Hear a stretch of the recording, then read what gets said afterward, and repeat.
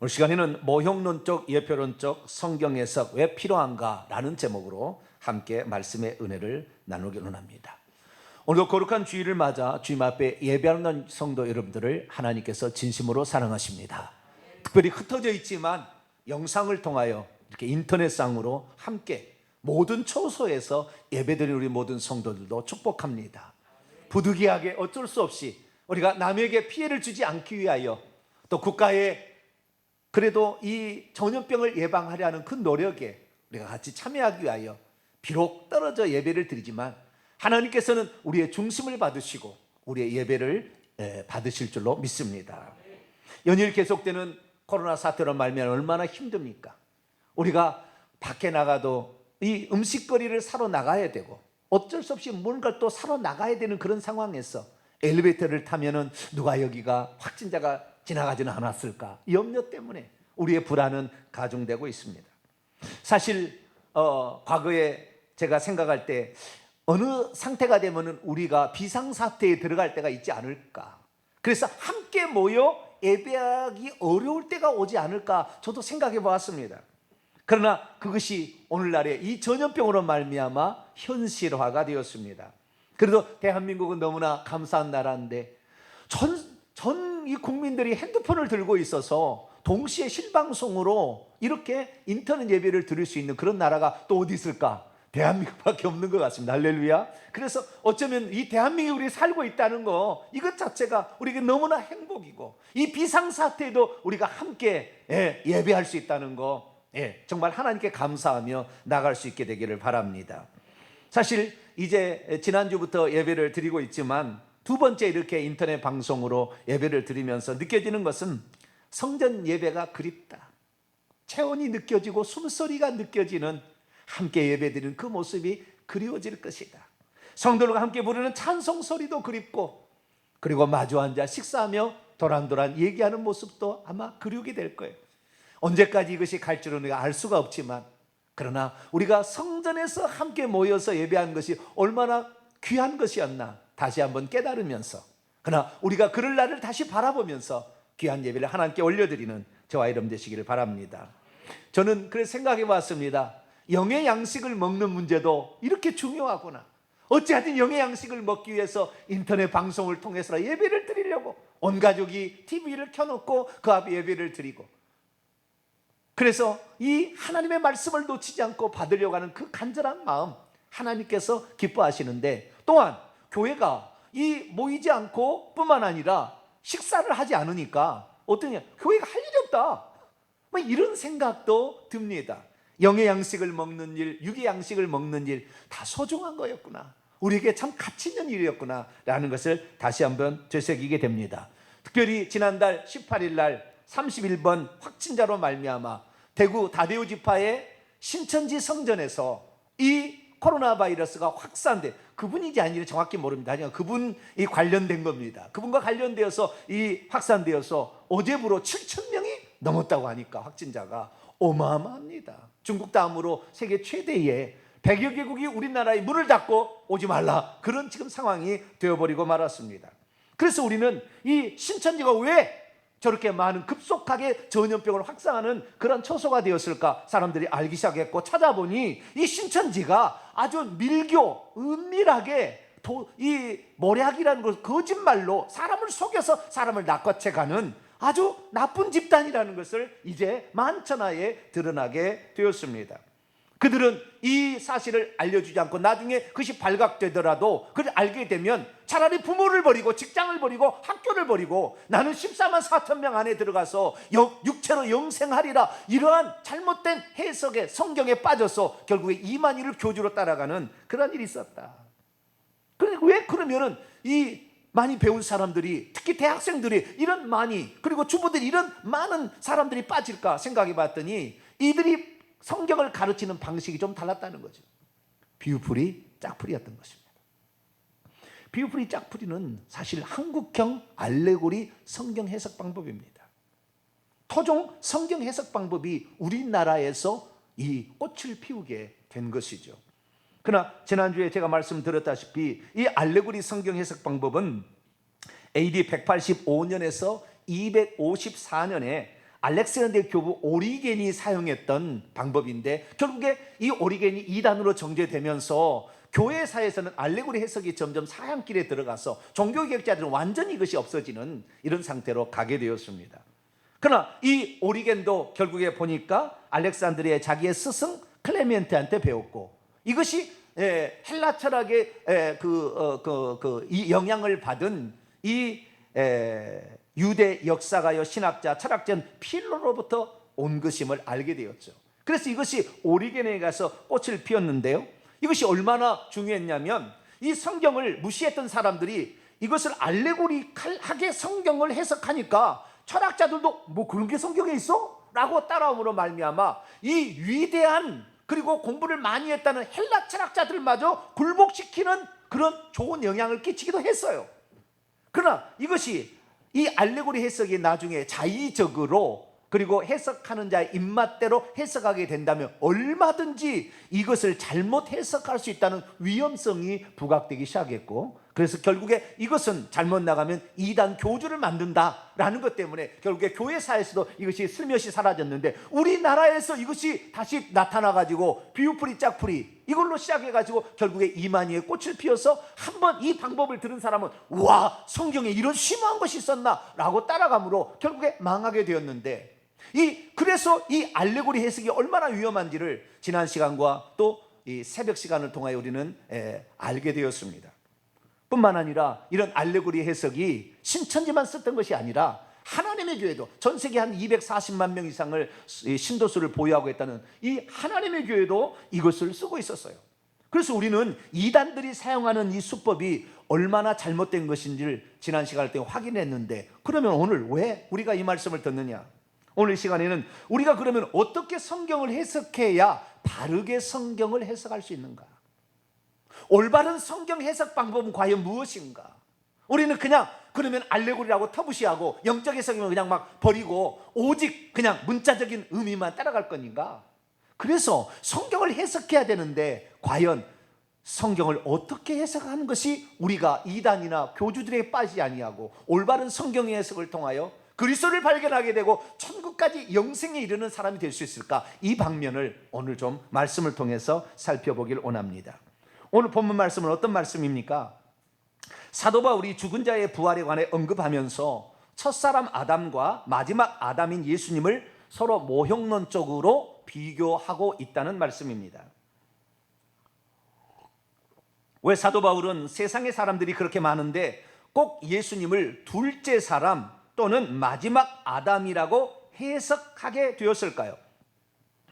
둘째 사람이라고 말한다면 둘째 사람은 어쩌면 하와이든지 아니면 가인이든지 둘 중에 하나이지 왜 예수님이 둘째 사람이라고 해석하고 있는 것일까요? 뿐만 아니라 마지막 아담이라고 예수님이 해석했는데 지금도 인간은 계속해서 태어나고 있는데 무슨 예수님이 마지막 아담이라는 것입니까? 그런데 사도 바울은 이 첫사람 아담과 비교해서 예수님을 둘째 사람이자 마지막 아담이라고 해석하고 있습니다. 왜 그렇게 해석을 했던 것일까요? 이 사도 바울이 해석한 이 해석 방법은 대체 어떤 해석 방법이었던 것일까요? 오늘날도 우리가 성경을 읽다 보면 예수님께서 말씀하실 때 예수님 자신이 누구시고 어떤 일을 하실 것인가에 관하여 비유적으로 말씀한 부분을 살펴볼 수가 있습니다. 제가 5구절만 몇 가지를 예화를 한번 들어보도록 하겠습니다. 첫 번째, 요한복음 1장 29절 말씀 보면 이튿날 요한이 예수께서 자기에게 나오심을 보고 이르되 보라 세상죄를 지고 가는 하나님의 어린 양이로다. 예수님은 어린 양은 아니잖아요. 동물 짐승양이 아니잖아요. 그런데 이 예수님에 대해서 세례 요한이 그렇게 표현을 했다는 겁니다. 두 번째, 요한복음 3장 14절 모세가 광야에서 뱀을 든 것 같이 인자도 들려야 하리니. 민수기 21장에 나오는 이 사건을 모세가 광야에서 노뱀을 만들어 이 장대에 달았던 사건이 곧 예수님의 사건이라고 예수님께서 직접 말씀하셨습니다. 요한복음 6장 51절 말씀 보면 나는 하늘에서 내려온 살아있는 떡이니 사람이 이 떡을 먹으면 영생하리라. 만나 아닙니까? 이 떡이 원래? 근데 예수님은 왜 하늘에서 내려온 떡이라고 자기를 만나에 비교해서 말씀하고 있을까요? 뿐만 아니라 예수님께서 마태복음 12장 40절에도 요나가 밤낮 사흘 동안 큰 물고기 뱃속에 있었던 것 같이 인자도 밤낮 사흘 동안 땅 속에 있으리라. 요나가 물고기 뱃속에 들어가서 3일 동안 있었던 것을 예수님은 3일 동안 땅 속에 죽으셨다가 있는 것으로 또 비유하고 있습니다. 마지막으로 요한복음 2장 19절 말씀 보면 예수께서 대답하시되 너희가 이 성전을 헐라 내가 사흘 동안에 일으키리라. 성전을 헐게 되면 3일 만에 일으키신다, 다시 세우시겠다 말씀하신 이 뜻은 무엇일까요? 전부 다 비유들입니다. 실제로 해석하면 큰일 나죠. 네가 무슨 기적을 행하는 자인데 무슨 3일 만에 성전을 세워? 말도 안 되는 이 정신병자건만, 이렇게 말할 수밖에 없는 거죠, 문자 그대로 본다면. 그래서 이 모든 것은 다 비유로 말씀하신 것입니다. 그 말씀의 배후에 깊은 영적인 의미가 들어있는 것이죠.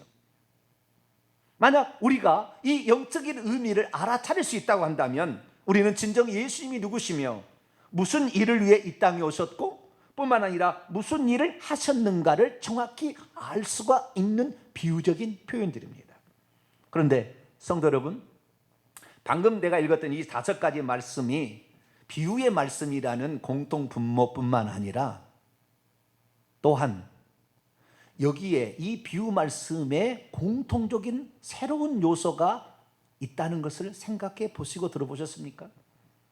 만약 그것을 여러분들이 발견했다고 한다면 제가 오늘 말씀드리려고 하려고 하는 성경 해석의 실마리, 성경 해석법의 근간을 여러분도 알아차렸을 것입니다.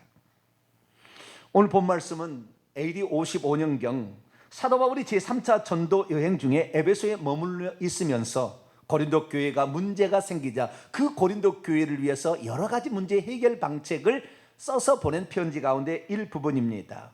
죽은 자의 부활을 믿지 못하겠다 하는 자들에게 어떻게 죽은 자들이 부활하는 것인가를 특별히 고린도전서 15장에 기록하고 있고, 오늘 42절에서 49절까지 말씀은 썩을 육체를 가진 사람이 어떻게 죽지 않을 영광스러운 부활체로 다시 살아나게 되는 것인가를 첫사람 아담과 마지막 아담이신 예수 그리스도를 통하여 비교하면서 말씀하고 있는 대목이 되겠습니다. 사도 바울은 여기에서 죽은 자의 부활이 어떻게 해서 일어나게 되는지를 설명합니다. 즉 아담 안에서 태어나는 모든 사람은 첫사람 아담처럼 썩을 육체를 가지고 태어나겠지만 마지막 아담이신 예수님을 발견하여서 그분을 생명 주는 영으로 받게 되면 성령으로 우리 안에 들어오셔서 이 생명으로 우리가 죽어도 다시 영생할 수 있는 새로운 부활체를 입고 거듭 태어난다라는 사실을 이 본문을 통해서 말씀하고 있죠. 그래서 우리는 아담 안의 형상을 입은 아담의 형상에다가 저 하늘로부터 오시는 그분의 형상을 입어서 그분의 의와 거룩함과 생명을 얻어서 결국에 천국에 들어갈 하나님의 백성이 된다라는 사실을 이 사도 바울은 비유적으로 설명하고 있는 것입니다. 믿음이 없으면 사람이 어떻게 다시 살아나느냐, 말도 안 되는 소리다, 그렇게 말할 겁니다. 믿음이 없으면 썩을 육체가 어떻게 썩지 않을 몸으로 다시 살아나느냐, 그렇게 말할 것입니다. 믿음이 없으면 첫사람 아담 안에 태어나는 모든 사람은 그냥 죽으면 죽음으로 끝날 것이지 죽은 다음에 뭐가 있겠소? 라고 말할 겁니다. 믿음이 없으면 첫사람 아담 안에서 태어나지만 또 한 번 마지막 아담이신 예수 안에서 태어난다는 사실을 전혀 깨닫지 못할 수 있습니다. 믿음이 없으면 첫사람 아담은 모형이요 그림자일 뿐 실체가 마지막 아담이라는 것을 놓치고 말 것입니다. 믿음이 없으면 모든 사람은 다 예표인 첫사람 아담 안에 신음하고 고민할 뿐 첫사람의 한계를 뛰어넘게 해줄 둘째이자 마지막 아담이 있다는 것을 모르고 그냥 죽을 수 있습니다. 믿음이 없으면 모형이요 그림자가 진짜 실체라고 착각하고 살다가 그만 세상을 뜨게 될 것입니다. 그러므로 우리 모두는 믿음으로 비록 첫사람 아담 안에서 태어났지만 다시 둘째 사람이자 마지막 아담이신 예수 안에서 거듭 태어나게 되기를 축원합니다. 그래서 이 거듭 태어나서 생명 주는 영으로 오신 그 예수님을 영접하여서 우리가 죽을 때 부활체의 몸을 입고 천국의 영생의 복락을 누리는 복된 성도가 되기를 축원합니다. 그러므로 우리는 이 사도 바울이 지금 첫째 아담과 마지막 아담을 비교하는 이 말씀을 통하여 성경 해석 방법에 새로운 영역이 있다는 것을 발견할 수 있어야 합니다. 이것을 일컬어서 예표론적인 모형론적인 성경 해석이라고 말할 수 있습니다. 그러면 이 모형론적인 예표론적인 이 성경 해석에 왜 우리는 관심을 가져야 하는 것일까요? 저는 세 가지로 요약을 해봤습니다. 첫째는 성경을 문자적인 의미로만 해석해서는 결코 깊은 뜻을 모르고 지나가 버릴 수 있다는 것입니다. 아까 읽었던 요한복음 2장 19절의 말씀을 다시 봅니다. 예수께서 대답하여 이르시되 너희가 이 성전을 헐라 내가 사흘 동안에 일으키리라. 여기 보면 이 예수님께서 유대인들에게 이 성전을 하라. 왜 그렇게 됐냐면 예수님께서 성전에 와서 유월절 때 오셔가지고 청소를 하고 막 노끈으로 막 때려부시고 막 그랬잖아요. 그랬더니 네가 누구간데 네가 이렇게 할 수 있는 자격을 표적을 한번 보이라. 그랬더니 예수님께서 하신 말씀이요. 이 성전을 헐라 내가 3일 동안에 일으키리라. 만약 이것을 문자적으로 본다면 둘 중에 하나죠. 미치광이죠. 쥐가 뭔데 목수했다고 해서 세상에 46년 동안 지은 이 성전을 3일 만에 지을 수 있어? 정신 나간 사람이군. 이렇게 얘기를 하든지 쥐가 기적을 행한 사람인가? 이렇게 지금 해석을 할 거예요. 문자적 의미로 한다면 예수님 이상한 사람 취급할 거예요. 그러나 이 말의 의미를 처음에 아무도 몰랐으나 사도 요한도 나중에 깨닫게 됐다는 거예요. 그것은 성전된 예수님의 육체를 가리킨 말씀이었다는 것을 나중에 알게 됐다는 거예요. 그래서 예수님이 죽고 부활하셔서 예수님의 성전, 하나님을 모신 하나님이 안에 드리는 성전으로서 이분이 죽었다가 3일 만에 다시 살아나셔서 새로운 성전, 교회, 하나님의 몸된 교회를 세운다는 말이라는 걸 깨달았다고 21절에 그렇게 해석을 해주고 있습니다. 그래서 우리가 모형론적인 이 비유를 통하여 말씀하고 있는 이 모형론적인 예표론적인 성경 해석 방법에 관심을 가져야 된다는 거예요. 두 번째는 뭐냐면 성경에 나오는 비유 말씀을 알레고리적으로 해석했을 때 대부분 다 이단이 되었거나 사이비 교주가 되었기 때문입니다. 초기 알렉산드리아 교부 오리겐은 성경 말씀을 해석할 때 이렇게 해석해야 한다고 했어요. 세 가지로 해석해야 된다. 이 오리겐은 사실 마지막에 가서 이단이라고 이렇게 정죄를 받았는데 몇 가지 실수가 있었어요. 치명적인 실수를 이제 안게 됩니다. 그래서 나중에 이단은 정죄됐지만 초기에는 그렇지 않았어요. 지금까지 아마 나온 사람들이 이처럼 많은 설교와 책을 남긴 사람은 없을 거예요. 6,000권의 책을 남겼고 성경 66권 가운데 2권인가를 제외하고 다 주예를 셌답니다. 남기지 않아서 이단인데 다 태워버렸어요. 어마어마한 책을 이 사람 쓴 거예요. 필사들이 4명이 달라서 그냥 말하는 것을 줄줄줄 말하는 걸 썼다는 거예요. 막 바쁘게 썼다는 거예요. 이런 사람이 바로 오리겐인데 오리겐은 초창기에 성경을 해석하는 세 가지 방법이 있다라고. 그래서 성경 해석하기 대갑니다. 이 사람이 뭐라고 했느냐? 성경 해석할 때 이 세 가지를 해석해야 된다. 첫째, 몸적인 해석이 있고 혼적인 해석이 있고 영적인 해석이 있다. 데살로니가 5장 23절에 사람은 영과 혼과 영이 주 예수의 날에 흠없게 되기를 원한다. 사도 바울이 말한 것처럼 사람의 세계가 있듯이 뿐만 아니라 이 성경 말씀도 세 가지 의미가 있다는 거예요. 몸적인 의미, 혼적인 의미, 영적인 의미가 있다는 거예요. 그러면 몸적인 의미가 뭐냐? 몸적인 의미라는 것은 그 단어와 문장의 문자적인 의미, 문자적 사실 자체, 요것만을 몸적인 의미라고 말을 했던 것입니다. 예를 들어 보겠습니다. 자, 창세기 2장 24절 말씀 보면 이러므로 남자가 부모를 떠나 그의 아내와 합하여 둘이 한 몸을 이룰지로다. 이것을 그냥 문자적인 의미로 보면은 남자가 그의 부모인데 그 애가 지금 생략되어 있어요. 자신의 부모를 떠나 자신의 아내와 여자와 합하여 둘이 한 몸을 이루는 것이 결혼이다, 가정이다 라는 것을 그냥 문자적인 의미로 이것을 풀어갑니다. 그런데 이 문자적인 의미는 그대로 풀면 되는 거예요. 그러나 오늘날 이것은 상당히 문자적 의미도 중요하죠. 왜냐하면 남자가 여자를 취하지 않냐고, 남자를 취해서 결혼하겠다고 하니까, 여자가 남자를 만나지 않냐고 여자를 만나서 결혼하겠다고 하니까 이 창조의 법칙을 어기는, 여러분 이런 데는 대항하시게 되기를 축원합니다. 하나님의 창조의 법칙을 어기는 이런 것은 절대 허용해서도 안 되고 이런 것을 따라가서는 안 되는 거예요. 문자적 의미는 그렇다는 거예요. 그러나 여기에 두 번째 혼적인 의미가 들었다는 거예요. 혼적인 의미가 뭐냐면 거기에 교훈이 들었다는, 교훈, 우리의 윤리적인 도덕적인 교훈이 거기에 들었다는 겁니다. 그래서 그것을 찾아서 해석해 주는 것이 설교다. 두 번째 성경 해석의 방법이다라고 말했다는 것입니다. 그러면 이 본문, 이러므로 남자가 부모를 떠나 그의 아내와 합하여 한 몸을 이룰지란, 이 본문은 어떤 교훈적인 의미를 담고 있을까요? 첫째, 결혼이라는 것은 독립이 필요하다는 것을 말해주고 있습니다. 그의 부모를 떠나야 되는 것입니다. 마마보이처럼 결혼했는데도 엄마한테 맨날 전화해서, 아빠한테 맨날 전화해서 물어보면 안 되는 거예요. 그건 아직 독립이 안 된 겁니다. 그래서 결혼이라는 것은 의지적인 독립, 정서적인 독립이 있어야 되는 거예요. 그러지, 결혼했으면 부인하고 상의를 해야지 맨날 어머니하고 상의하니까 고부간의 갈등이 생길 수밖에 없는 거예요. 결혼하면은 아내하고 상의하게 되길 축원합니다. 이것이 바른 거예요. 둘이 같이 살아야지. 둘이 한 몸이 되었는데 왜 내 생각을 아내는 모르고 엄마만 알아야 되는데, 아니라는 거죠. 그래서 이 독립이 필요한데, 이 독립이 단순한 정서적인 의지적인 독립이 아니라 경제적인 독립도 남자가 해야 되는 거죠. 그래서 남자가 부모의 신세 안 지고 스스로 아내와 함께 살아서 한 가정을 이룰 때, 저도 그래서 돈이 없지만 이 반지하에 어디에서 와라, 제가 자신 있게 얘기했어요.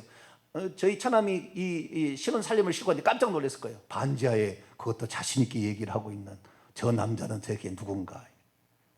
남자는 한 여자를 책임질 수 있어야 되는 거예요. 이것이 바로 이 결혼에 대한 이 그 윤리적인, 사회적인 그런 교훈적인 의미가 들어있는 것이죠. 뿐만 아니라 여기에 보면은 둘이 한 몸을 이루라 이렇게 얘기했는데, 이거 한 몸이 아닙니다. 하나입니다. 하나. 원문에 하나를 이루라고 돼 있어요. 그래서 설령 부부라 할지라도 마음이 서로 다른 데 있으면 한 이불 속에 살아도 부부가 아닌 거예요.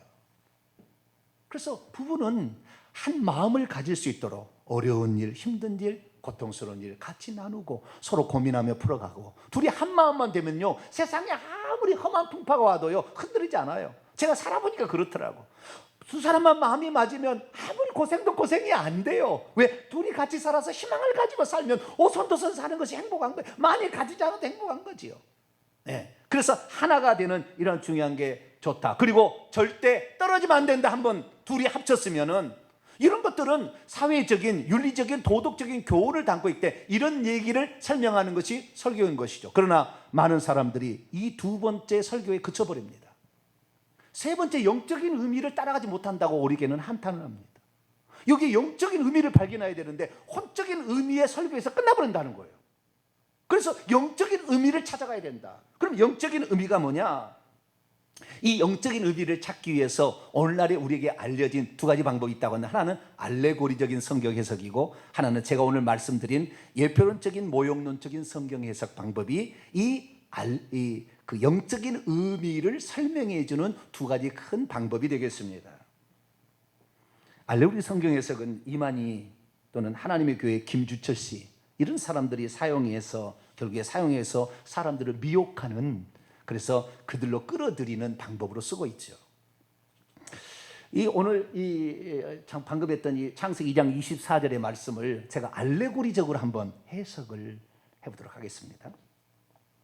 여기서 남자가 부모를 떠나고 그러는 남자는 무엇입니까? 마태복음 24장 40절 보면은 두 사람이 등장하는데, 두 사람이 밭에서 이게 그 밭을 내는 이런 장면이 나옵니다. 근데 그 두 남자가 되는 거 원문, 두 사람이라고 나와요, 한글 성경. 근데 원문은 남자예요. 그래서 여기서 남자는 마태복음 24장 40절에 하면은 사람을 일컫는 표현이다. 두 번째로 그의 부모를 떠나라고 말하고 있는데, 부모는 뭐냐? 고린도서 4장 15절 보면은 가장 훌륭한 스승이 부모다. 일만의 스승이 있으나 아비 같은 자가 없다라는 표현을 통하여 가장 훌륭한 스승은 아버지와 같다. 그래서 아비와 부모와 스승은 동일한 말이다라고 나와 있습니다. 지금 제가 신천지식으로 해석을 하고 있는 거예요. 이게 그렇다는 게 아닙니다. 그럴싸할 거예요. 그렇게 풀어가 있고요. 그 다음에 그의 아내는 무엇입니까? 아담이 이는 내 뼈 중에 뼈, 내 살 중에 나의 가장 고귀한 부분이다, 이렇게 말하고 있어요. 그게 무엇입니까? 사람이라면 이제 자기를 가르쳐준 이전의 스승을 떠나 진짜 내가 누군지가 정말 어떤 존재, 내가 영생불사할 수 있는 신인 합일할 수 있는 존재를 가르쳐주는 그 사람에게 가서 그것을 배워서, 이건 독립이 진짜 독립이라는 것을 깨닫게 해주는 거, 이것이 바로 남자가 그의 부모를 떠나 아내와 연합하는 것이다. 이렇게 해석할 수 있는 거죠.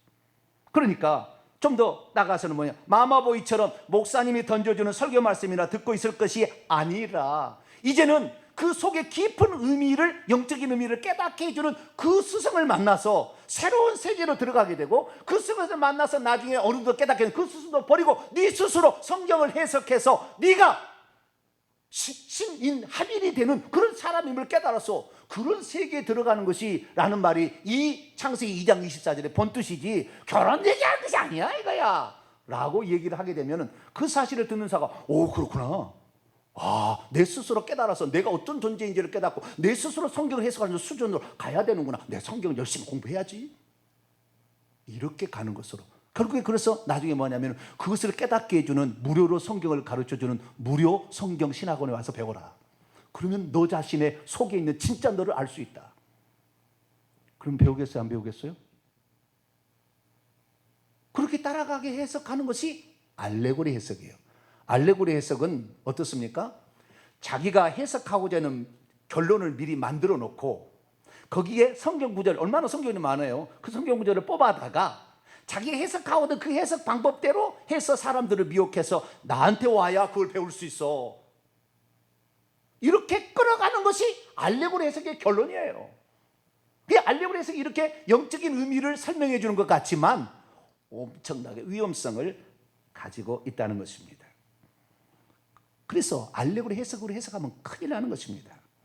그러면 우리는 이단에 이렇게 미혹받지 않으려면 어떻게 성경을 해석해야 할까요? 그래서 우리는 예표론적으로, 세 번째, 예표론적으로 모형론적으로 성경을 해석할 필요성은 왜 있습니까? 예수님과 예수님의 해석을 이어받은 사도들이 성경을 해석할 때 예표론적인, 모형론적인 성경 해석 방법을 썼다는 것입니다. 대표적인 예를 들어보도록 하겠습니다. 예수님께서 뭐라고 말씀하셨느냐? 자, 예수님이 성경을 해석하는 방법이 바로 예표론적인, 모형론적인 성경 해석 방법입니다. 자, 요한복음 5장 39절 한번 읽어보죠. 시작. 너희가 성경에서 영생을 얻는 줄 생각하고 성경을 연구하거니와 이 성경이 곧 내게 대하여 증언하는 것. 성경만, 구약성, 여기 성경 구약성이, 구약 성경이 다 누구를 말하고 있느냐?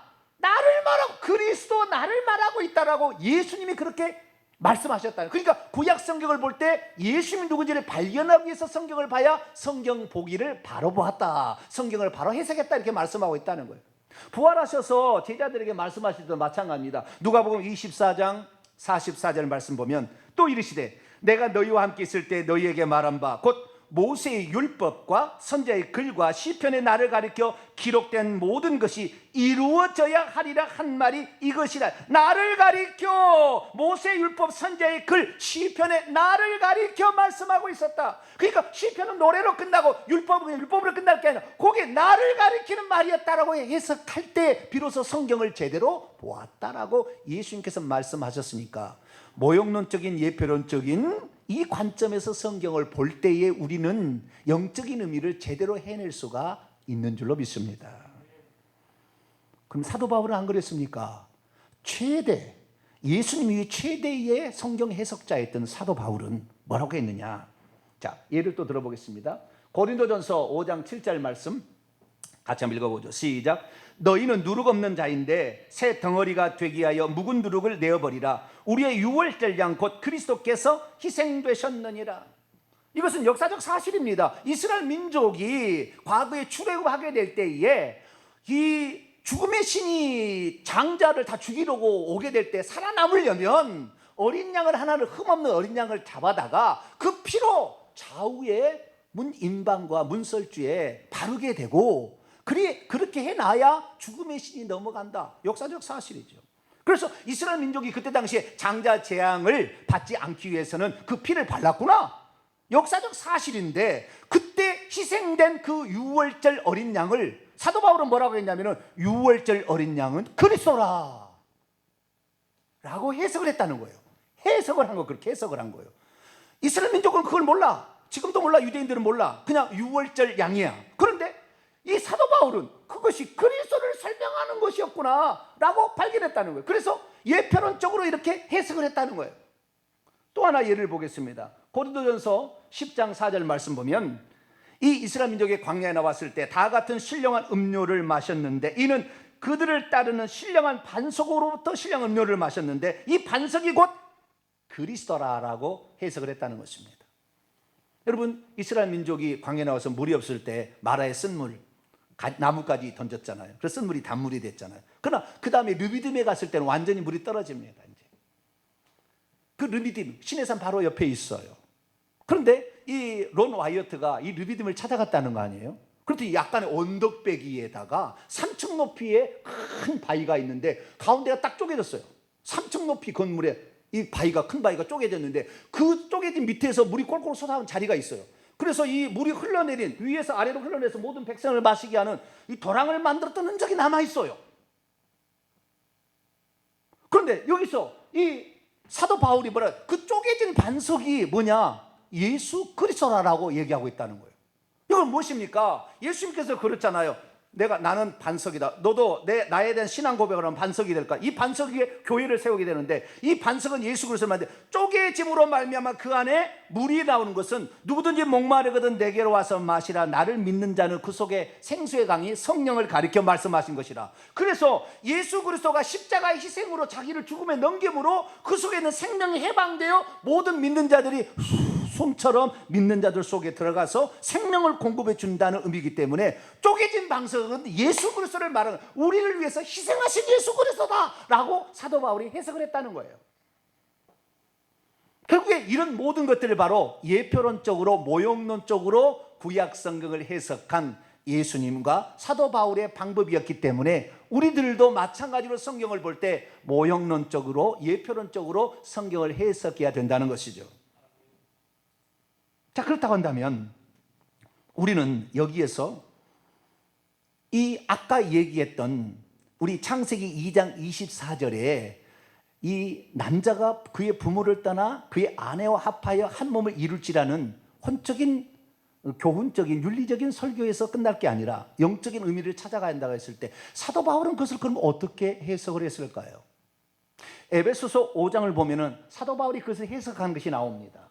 에베소서 5장 22절에서 25절 말씀을 보면 아내들이여 자기 남편에게 복종하기를 주께 하듯 하라. 이는 남편이 아내의 머리됨이 그리스도께서 교회의 머리됨과 같음이니 그가 바로 몸의 구주시니라. 그러므로 교회가 그리스도에게 하듯 아내들도 범사에 자기 남편에게 복종할지니라. 남편들아 아내 사랑하기를 그리스도께서 교회를 사랑하시고 그의 교회를 위하여 자신을 주심같이 하라. 아내와 남편의 관계를 아담과 하의 관계로, 둘이 부모를 떠나, 이게 다 본문에 나와요. 둘이 이 남자가 부모를 떠나 둘이 한 몸을 이룬다는 아담과 하의 관계는 남편과 아내를 얘기하고 결혼 관계를 얘기하고 있지만 사실은 그리스도와 교회에 관한 비유다라고 말하고 있다는 거예요. 결론적으로 에베소 5장 31절에서 32절까지 말씀 보면 그러므로 사람이 부모를 떠나 그의 아내와 합하여 그들이 한 육체가 될지니 이 비밀이 크도다. 나는 그리스도와 교회에 대하여 말하노라. 결국에 이 두 관계는 그리스도와 교회의 관계였다는 거예요. 그러니까 이 창세기에 나와 있는 아담과 하와를 성경을 해석하게 될 때 그냥 사건으로 끝날 것이 아니라 그리스도와 교회의 실체에 관한 설명으로, 예화거리로 이것이 실제적인 사건으로 발생했음을 해석하라는 거죠. 그러면 어떻게 해석하는 것이 올바른 것일까요? 간단합니다. 이 해석의 방법에 대해서 우리가, 그래서 이 해석의 방법을 우리가 모형론적인 해석 방법이요 예표론적인 성경 해석 방법이라고 정의할 수 있는 것이죠. 그러면 이 모형론적인 성경 해석 방법 그리고 예표론적인 성경 해석 방법을 어떻게 정의할 수 있을까요? 꼭 집에 이제 계시면 설교가 끝나게 되면, 이 예배가 끝나게 되면 네이버에 검색해 보세요. 모형론적 성경 해석 방법, 예표론적인 성경 해석 방법. 거기 보면 설명이 나와 있어요. 아주 잘 나와 있습니다. 아주 잘 나와 있어요. 근데 그것을 한마디로 딱 제가 요약해 볼게요. 모형론적인, 예표론적인 성경 해석 방법이란 구약에 나오는 사건이나 사람, 사물, 제도 등이 다 그것들의 실체이신 예수 그리스도에 대한 모형이자 예표라고 성경을 해석하는 방법이 있다, 이겁니다. 무슨 말인지 잘 모르시겠죠? 이 정의의 특징이 있는 것입니다. 이 정의의 특징은 뭐냐면 아까 제가 5가지 예수님에 관한 그 비유적인 표현들에 대해서 공통점이 뭐냐, 비유라는 건 비유인데 공통점이 뭐냐 그걸 물어봤잖아요. 그걸 깨닫게 되면 이 성경 해석 방법의 바른 방법을 찾을 거다 이렇게 말씀을 드렸어요. 그런데 이 해석 방법에 2가지 딱 공통 분모가 있는 거예요. 첫째는 뭐냐, 이 모욕론적인 성경 해석과 예표론적 성경 해석은 과거에 다 일어났던 한 사건, 실제 있었던 사건을 가지고 예화를 썼다는 거예요. 그러나 알레고리 해석은 자기가 만들어내는 거예요. 이야기를 만들어내는 거예요. 성경 구절을 여러 개 끌어다가 만들어내는 거지만 이 모형론, 지금까지 내가 설명한 모든 것들은 구약의 사건으로 이미 일어났어요. 한번 실제했던 사건들이지 없었던 사건을 그냥 추상적으로 만드는 게 아니에요. 그 추상적으로 만드는 것을 알레고리라고 하고, 있었던 사건을 갖다가 쓰는 것을 모형론적인 예표적인 성경 방법이라 한다는 거예요. 그러니까 실제 일어났던 사건들이라는 것입니다. 거기에 등장인물이라는 것을 말해주고 있는 것이죠. 2번째는 뭐냐, 그 모든 것의 결론은 다 그리스도가 누군지를 설명해주고 있더라는 거예요. 신천지 이만희를 향하여 그가 이긴 자 그에게 가야 된다 이렇게 가는 게 아니라 오직 그리스도만을 위해서 성경은 존재하고 있다는 것을 말해준다는 거예요. 그래서 이 해석 방법의 끝은 오직 예수 그리스도만 높여지고 예수 그리스도가 누군지가 더 밝히 드러남으로 말미암아 그분을 풍성하게 누리게 해준다는 것이죠. 우리가 이 모형론적인 성경 해석 방법을 우리가 해석할 때 주의해야 될 게 있는데요. 이것이 뭐냐면, 자, 예를 한번 들어보도록 하겠습니다. 모세가 뱀을 든 것처럼 인자도 들리하리라. 요한복음 3장 14절에 나오잖아요. 모세가 뱀을 들어서 결국에 노뱀을 만들어 가지고 원망 불평하다가 죽어가는, 그래서 하나님께서 독뱀을 내려가지고 죽어가는 사람들을 살리려면 살려달라고 그러니까 장대에다가 노뱀, 독이 없는 뱀의 형상만 있는 노뱀을 달며 그걸 쳐다보면 산다 그랬잖아요. 그건 실제 사건이 아닙니까? 사건이죠. 이것을 예수님께서 요한복음의 거듭남에 관하여 영생을 얻는 것에 관하여 말씀할 이 비유를 가지고 온 거예요. 그런데 이 비유는 실제 있어서 사건이었습니다. 그런데 여러분, 이스라엘 민족이 모세를 통하여 장대에 높이 다는 것이, 이것이 모형이라는 거예요. 그러면 실제는 무엇입니까? 하나님께서 만세 전에 십자가에 죽으실 예수 그리스도를 생각하고 있었다는 거예요. 그래서 그 장면이 이스라엘 역사 가운데 펼쳐지게 만든 겁니다. 그래서 십자가에 못 박힌 예수 그리스도를 해석할 때 이미 하나님이 계획했던 원래 실제가 있었는데 이것의 모형으로 사건이 터졌다는 거예요. 그래서 이것을 모형으로 봐야지, 이게 실제고 본체라고 보면 안 된다는 거예요. 그러니까 실제는 예수 그리스도가 십자가에 못 박힐 거예요. 이게 원형부터 있었던 거예요. 그것이 미리 예화거리로 사람들에게 이해를, 예수님 누군지를, 십자가에 죽으신 그분을 바라볼 때 영생을 얻는다는 것을 설명해 주기 위한 것으로 이스라엘 역사상에 실제로 등장했다고 해석을 해야 된다는 거예요. 그래서 우리는 오늘 본문 말씀, 이 예수님을 마지막 아담이라고 표현했던 이유는 뭔가, 왜 둘째 사람이라고 예수님을 표현했는가를 알아야 합니다. 사도 바울은 이 예수님을 로마서 5장 14절에 아담은 오실 자의 모형이다 이렇게 딱 써놨어요. 아담은 오실 자의, 아담이 실체했어요. 그러나 이건 실체가 아니고 모형이야. 진짜 아담이 있는데 진짜 사람으로서 이 땅에 오셔서 어떻게 할 분이 있다는 거예요. 그 원래가 있는 그 그리스도를 설명해 주야 한 것으로 아담이 존재했던 것이지, 아담이 실제로 아담만 봐서는 안 된다는 거예요. 실체 이것이 있었다는 거예요. 그래서 첫째 아담은 그 실체에 대해서 모형적인 것이 실체가 아니라 그냥 아담으로 있으면 육체에 속한 자로서 그 죄를 짓고 살아서 죽을 수밖에 없는 운명의 죄지만, 진짜 아담은 그 죄까지 위해서 다 사람으로 오셔서 죽어주심으로 인생의 모든 문제까지 해결할 수 있는, 그래서 인생의 죽음이라는, 죄와 죽음이라는 모든 것을 끝내줄 수 있는 마지막 아담으로 오셨다. 그래서 이 예수 그리스도가 실체고 아담은 모형이다. 이것을 설명해 준 것이 예표론적인 성경이요, 해석 방법이요, 모형론적인 성경 해석 방법이라고 사도 바울이 가르치고 있는 것입니다. 그런 방면에서 우리가 구약 성경을, 창세기를 다시 읽어보면 어떻습니까? 예수님이 어떻게 하실 일을 아담을 통해서도 조금은 보여줬구나라는 거죠. 하나님께서 아담을 깊이 잠들게 하시고 그 옆구리에서 갈빗대를 취하여서 여자를 만들었다. 아담이 잠자는 것은 예수 그리스도가 죽는 거예요. 가장 소중한 것을 만들어냈어요. 이게 교회예요, 교회. 가장 소중한 것을 가슴으로부터 만드는 게 교회예요. 그래서 예수님이 교회를 그렇게 사랑하시는 거죠. 그래서 이 아담이 잠들게 하시고 거기에 갈빗대로 하와를 만든 것은 인간의 창조가 남자로부터 여자가 나왔다는 것이 아니라, 이것은 그냥 뭐 윤리적인 어떤 설교, 그래서 뭐 여자가 남편에게 복종하라, 뭐 이래 설교하려고 이렇게 할 수 있으나, 이것은 혼적인 의미로 끝나는 거라. 문제입니까? 우리 주 예수 그리스도께서 우리를 위해서 저렇게 고통의 죽음이라는 고통을 통과하셔서 우리 교회를 만들었구나.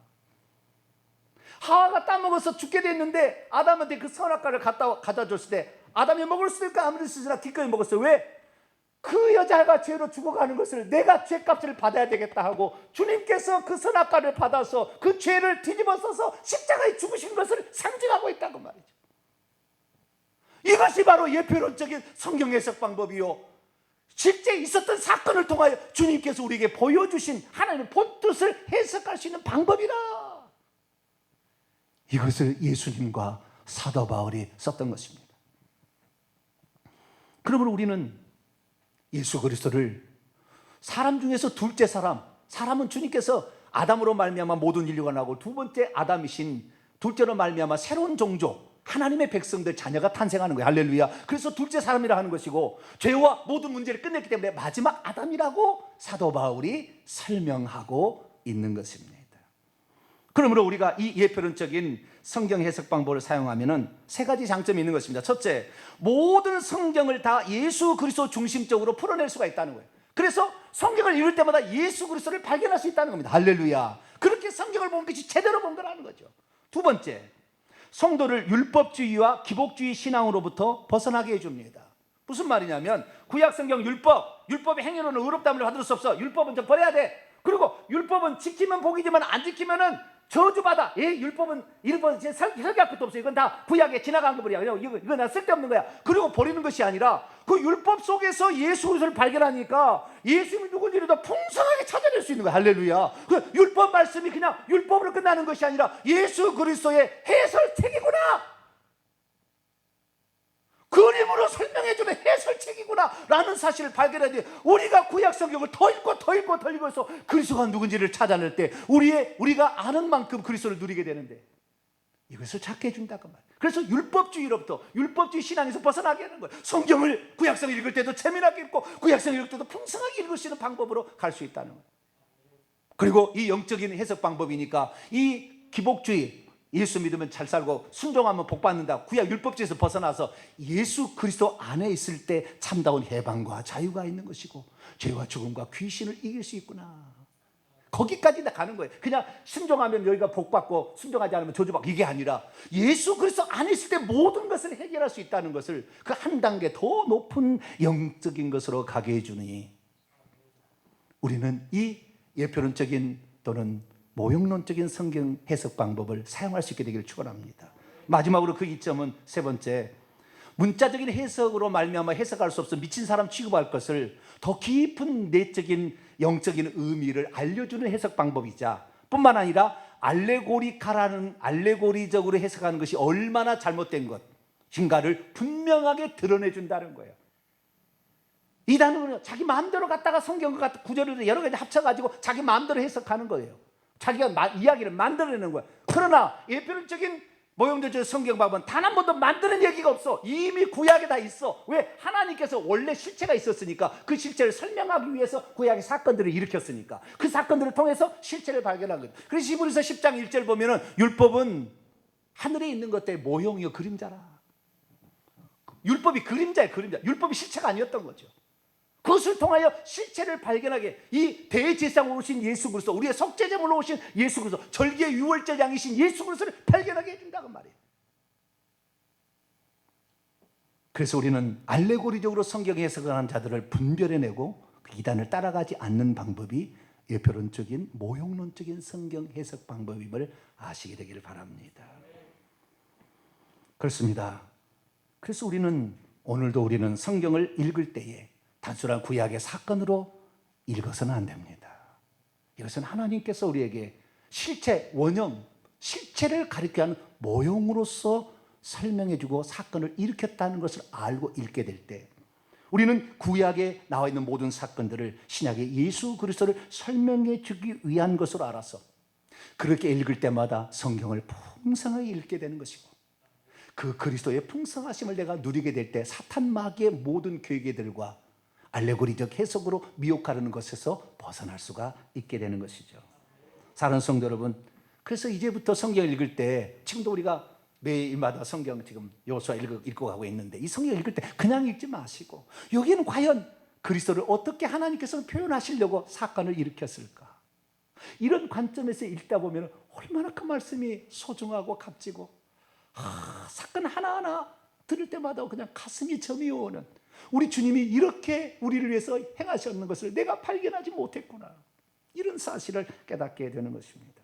이제 구약을 단지 율법 말씀, 복음에 대해서는 적대적인 관계로서 지금 버려야 돼. 이게 아니라 이거 얼마나 우리 그리스도를 아는데 중요한 단서가 되고 이것이 우리에게 예수 그리스도를 찾게 되는 설계도가 되는지를 우리가 구약성을 읽을 때 잘 발견하게 되시기를 바라며 절대 알레고리를 해석해서 지 마음대로 해석해서 이단 자기에게 오라고 이렇게 하는 여기에 빠지지 말고 오직 그리스도 우리를 위해서 구원하러 오시고 모든 것을 그래서 예수 그리스도로 말미암아 죄사함을 받고 영생을 얻어서 천국에 들어가는 그림으로서 이스라엘의 모든 역사를 그렇게 보심으로 말미암아 천국까지 영생까지 이르는 복된 성도가 되기를 간절히 바랍니다. 거룩하신 하나님 감사합니다.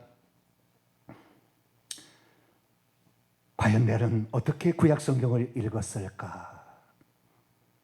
하나님, 저 신천지나 하나님의 교회는 자기 마음대로 자기 주관대로 성경 구절을 끌어다가 자기가 하고 싶은 말을 했는데 이것이 아니라 구약 성경의 모든 역사와 사건과 인물과 그 제도들이 결국에 예수 그리스도가 누군지를 설명해 주기 위한 모형들이었다, 그림자였다고 알므로 이제 예수 그리스도가 누군지를 찾아가기를 원합니다. 그래서 그분을 발견하여서 그분이 누군지를 우리가 마음껏 누리다가 영생의 나라 천국에 들어가게 도와 주시옵소서. 우리 주 예수 그리스도의 이름으로 기도하옵나이다. 아멘.